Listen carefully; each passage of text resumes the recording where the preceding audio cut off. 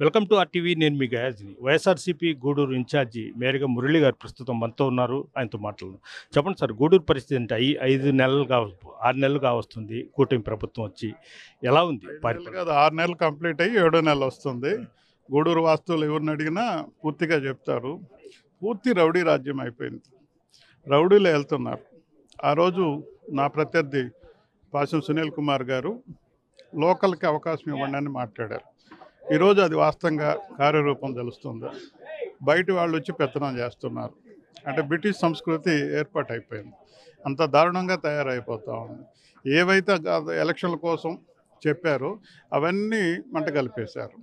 ఎంత దౌర్జన్యంగా వసూలు చేస్తున్నారు, ఏ రకంగా మరి సంపదను దోచుకుంటున్నారో అందరికీ తెలిసిన విషయమే. ముఖ్యంగా సంపద సృష్టిస్తామన్న మన గౌరవనీయులు ముఖ్యమంత్రి వర్యులు చంద్రబాబు నాయుడు గారు 7 నెలలు కావస్తున్న సిలికా మీద ఎంతోమంది ఆధారపడి ఉన్నారు. శ్రమజీవులు దాని మీద ఆధారపడి ఉన్నారు. ఈ రోజుకి ఎక్కడ వేసిన వాతావరణం అక్కడే ఉంది తప్ప మరి అల్లాడిపోతూ ఉన్నారు. గవర్నమెంట్ మీకు ఇచ్చారు, ప్రభుత్వం చక్కగా పరిపాలించాలని ఇచ్చారు. కానీ ఈ వాతావరణం ఎట్లా ఉందో నేను చెప్పడం కంటే గ్రామ స్థాయిలో సామాన్యమైన మానవుని, సామాన్యమైన ప్రజానికాన్ని మీరు క్వశ్చన్ చేస్తే వాళ్ళు విశదీకరించుతారు మొత్తం గవర్నమెంట్ మీద అని మీకు తెలియజేసుకుంటున్నాను. అంటే ప్రధానంగా సిలక కానీ గ్రావెల్స్ కానీ పెద్ద ఎత్తున వైఎస్ఆర్సీపీ నుంచి మీరు ఎందుకు గణం ఇప్పడం లేదు? విప్పుతామంటే దేనికైనా టైం రావాలని. ఒక 6 నెలలు వాళ్ళు చెప్పింది ఏంటి, మాకు కనీసం 6 నెలలు కూడా ఇవ్వడం లేదని చెప్పేసి మాట్లాడారు. మేము ఇంకొక నెల బోనస్గా 7వ నెల సంక్రాంతి దాటిన తర్వాత ప్రజాక్షేత్రంలోనే వాళ్ళు చేసే విషయాలన్నీ కూడా ఎండగట్టడం జరుగుతుందని మీ ద్వారా తెలియజేసుకుంటున్నాను. కూటమి ప్రభుత్వం అప్పుడు చంద్రబాబు నాయుడు సూపర్ 6 పథకాలు అమలు చేస్తామంటున్నారు. అంటే వాళ్ళు చెప్పడం ఏంటంటే ఒకటి అంచెలంచెలుగా మేము ఇది చేస్తున్నాము, కేవలము విమర్శలు మాత్రం వాళ్ళు చేస్తున్నారని వాళ్ళు చెప్తారు. అంటే ఆయన చెప్పేటివన్నీ అభూత కల్పనలు. మీకు తెలుసు, ఆ రోజు 14 లక్షల కోట్లు అప్పు ఉందని చెప్పి మరి ఏకరో పెట్టారు. తీరా చూసేటప్పటికి 6 లక్షలే. మరి 14 లక్షలు అప్పు ఉన్నప్పుడే ఇన్ని పథకాలు ఇస్తానని ప్రకటించిన వాళ్ళు శాసనసభ సాక్షిగా చెప్పింది ఏంటంటే 6 లక్షల కోట్లే. అంటే నువ్వు చెప్పింది తప్పదము. అదే రకంగా మరి ఎలక్షన్ అయిపోతానే పెడతానో లేదు దెబ్బతప్పాలు పెడతానో ఎలక్షన్ ముందు చెప్పొచ్చు. కానీ అలా చెప్పలేదు. మేము స్టార్ట్ అవడమే దీని మీదనే మేము చెప్తామని తెలివిగా మాట్లాడారు. ఈరోజు గడిచిన 6 నెలల్లో ఏం చేసిన ప్రభుత్వం చేత కాదు, కానీ 2047 విజన్ అన్న మాట్లాడతారు. ఎంత ఆశాస్పదంగా ఉంది. ఇప్పుడు అవసరమా? మీరు ఇచ్చిన వాగ్దానాలు మీరు చేయండి చాలు. విజన్లు చూపించి బతికే తప్ప ఇంకా వేరే వాతావరణం. గతంలో కూడా ఎడారిలో కట్టినట్టు కట్టారు సచివాలయం అమరావతి. అక్కడ చూస్తే ఏమి ఉండదు. గ్రాఫిక్స్లో చూస్తే ఒక అద్భుతం సింగపూర్ వచ్చినట్టు కనబడుతుంది. అద్భుతమైన వాతావరణం చూపిస్తూ అరచేతిలో చూపిస్తూ ఆయన పరిపాలన సాగించడం ఆయనకు ఆ పరిపాటే కదా. అంటే జగన్మోహన్ రెడ్డి ప్రభుత్వంలో అమ్మఒడి అని ఇలాంటి చాలా పథకాలు నిరుపేదలకు ఇచ్చేసారు. ఈరోజు మొత్తం ఆగిపోయి ఉన్నాయి. ప్రజలు ఏమంటున్నారు మీ దగ్గర? ఏమంటున్నారు? ఆక్రోషంతో ఉన్నారు. అధికారమైన భయంతో బయటపడడం లేదు తప్ప చాలా ఆక్రోషంతో ఉన్నారు. చిన్న విషయం కాదు. 6 నెలల నుంచి ఒక్క రూపాయి అంటే రూపాయి సంక్షేమం లేకుండా అవి మాయ మాటలు చెప్తూ ఇదిగో అదిగో అని చూపిస్తూ ఉన్నారు తప్ప వాతావరణం చెప్తే మన ఏదో సినిమాలో కోటా శ్రీనివాసరావు కోడిని పైన కట్టేసి ఇదే చికెన్ అన్ని చూపిస్తూ తింటుంటారు కదా, ఆ వాతావరణం తీసుకొస్తున్నారు. ఎక్కడ కూడా స్పష్టత లేదు. సంపద సృష్టిస్తామంటే మీకు తెలుసు, ఈరోజు మా శ్రమజీవులు సిలికాలు ఎంతమంది దాని మీద ఆధారపడ్డారు, వేలాది మంది ఆధారపడి అల్లాడిపోతున్నారు. వాళ్ళకి వేరే ప్రొఫెషన్ తెలియదు. మరి సంపద అవకాశం ఉంది కదా, క్లారిటీ తీసుకోలేకపోతూ ఉన్నారు. ఇదే రకమైన వాతావరణం. అదే రకంగా మందు ఏదో మరి విషయంలో జగన్మోహన్ రెడ్డి గారే మరి అందరినీ చంపేస్తున్నాడు, అలివి కానీ మందిస్తున్నారని మాట్లాడారు. కానీ ఈరోజు అదే బ్రాండ్ని 6 నెలలైనా అదే మరి చనిపోయే మందిని నువ్వు బ్యాన్ చేయాలి కదా. అంటే మీరు చెప్పేది ఒకటి చేసేది ఒకటి. దాంట్లో టాప్ సామ్రాట్ చంద్రబాబు నాయుడు గారు. మా ప్రీత నాయకులు జగన్మోహన్ రెడ్డి గారు తపన పడినట్టు అతను పడలేడు. ప్రజలు అని చెప్పి కరోనా పరిస్థితుల్లో కూడా టెన్షన్గా అన్ని పథకాలు ఇచ్చినటువంటి మనసున్న మహామాగారావు జగన్మోహన్ రెడ్డి గారు. కాబట్టి ఆయనతో పోటీ అనేది తెలియదు.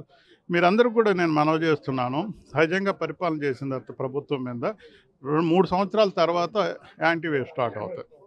3 సంవత్సరాల తర్వాత ఇంకా 2 ఏళ్ళు ఎలక్షన్ ఉండగా ఓటర్ డిసైడ్ అయిపోతాడు. ఈరోజు ఈ ప్రభుత్వ నిర్వాహకం వల్ల 6 నెలల్లోనే విపరీతమైన వ్యతిరేకత. ఏంటి అని మోసగాడు అని ముద్ర వేసేసారు. ఇంక క్షమించలేరు. క్షమించు అని అడిగారు. ఏదో వయసులో పెద్దవాళ్ళు కదా, ఏదైనా మార్పు వస్తుందనే ఉద్దేశంతో క్షమించారు. ఇంకా జీవితంలో ఆ పార్టీని కానీ చంద్రబాబుని కానీ క్షమించరు అనేది మా దృఢమైన నిర్ణయం, ఆలోచన కూడా. జమిలీ ఎన్నికలు వస్తున్నాయి కదా, అంటే వైఎస్ఆర్సీపీ కూడా ఈ పార్టీకే రంగం సిద్ధం అవుతున్నారా? అది అంటే ఇంకా క్లారిటీ రాలేదు. మేము ఎప్పుడో సిద్ధంగానే ఉన్నాం. ప్రతిపక్షం అన్న తర్వాత, ఓడిపోయిన తర్వాత కొంత గ్యాప్ ఇచ్చి ఏదో చూస్తారని చూసాము. మా అదృష్టం ఏంటంటే 6 నెలల్లోనే ఇంత అసంతృప్తి వచ్చేసింది. ఇప్పుడు ఎక్కడికి వెళ్ళినా ఆదరిస్తున్నారు. వాళ్ళే చెప్తున్నారు, ఇంకా నమ్మమండి చంద్రబాబు నాయుడు గారిని, మాయమాటలు చెప్పారు, ఈసారి జగన్ దేవుడిని పోగొట్టుకున్నామని ఆయన దేవుడితో పోల్చే విధానం కనబడుతూ ఉంది ఎక్కడికి వెళ్ళినా. ఎందుకంటే 6 నెలలు ఎన్నో పథకాలు వచ్చేటివి, ఈరోజు ఏం లేకపోయింది.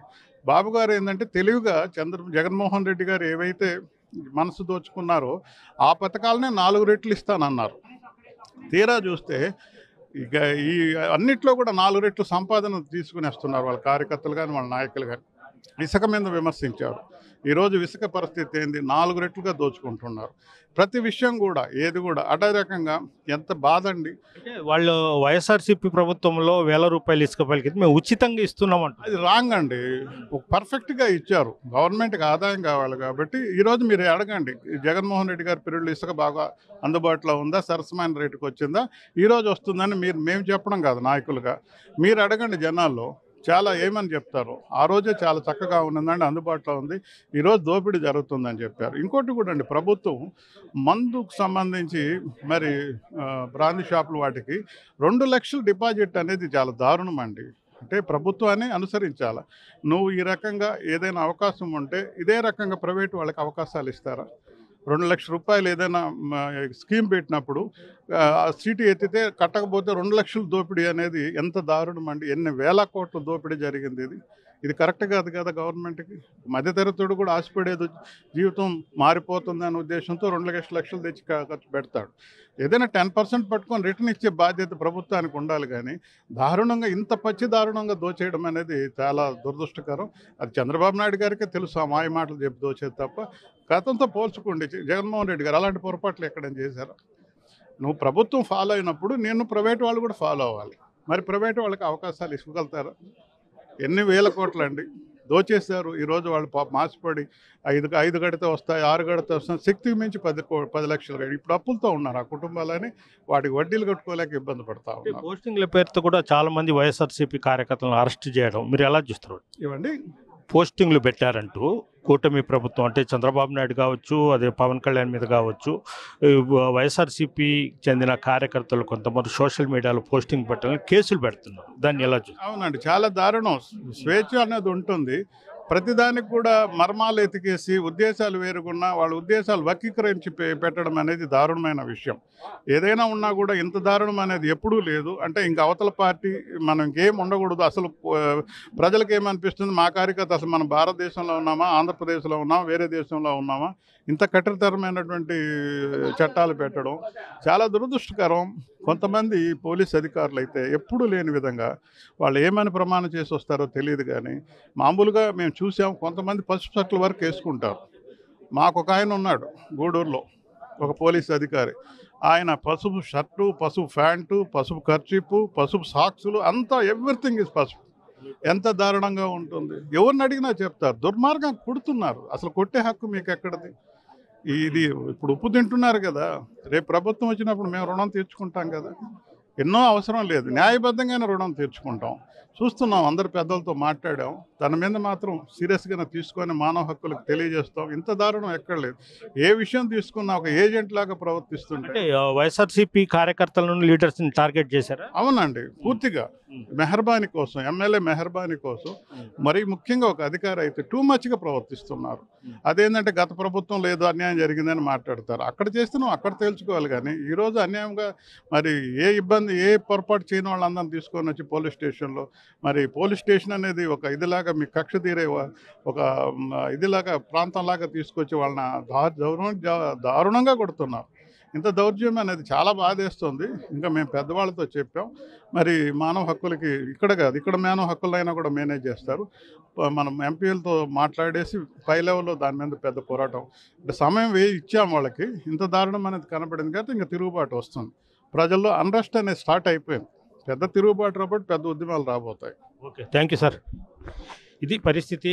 కూటమి ప్రభుత్వంలో అవినీతి పెరిగిపోయింది. అయితే ఈ గూడూరు పోలీసులు ఏకపక్షంగా వ్యవహరిస్తున్నారు. పూర్తిగా వాళ్ళు ఒక తెలుగుదేశం పార్టీ కార్యకర్తగా వ్యవహరిస్తున్నారంటూ మేరకు మురళి చెప్తున్నారు. Video Pradeep guys RTV Nellore నుంచి. మరిన్ని వీడియోస్ కోసం ఛానల్ ని సబ్స్క్రైబ్ చేయండి. లేటెస్ట్ అప్డేట్స్ కోసం వాట్సాప్ ఛానల్ ని ఫాలో అవ్వండి. ఆ లింక్ డిస్క్రిప్షన్ లో ఉంది.